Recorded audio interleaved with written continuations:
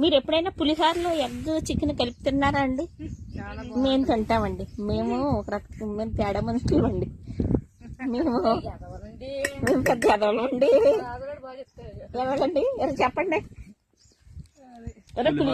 పులిహోర veg అంటారు కానండి, దాంట్లోని కోడి మాంసం కోడిగుడ్డు వేసుకొని దాన్ని భ్రష్ట పచ్చడి అసలే రుచి ఉంటుందండి.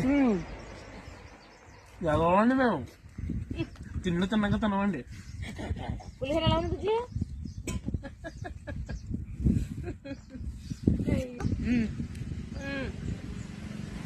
I'm enjoying pulihara with chicken fry and boiled egg.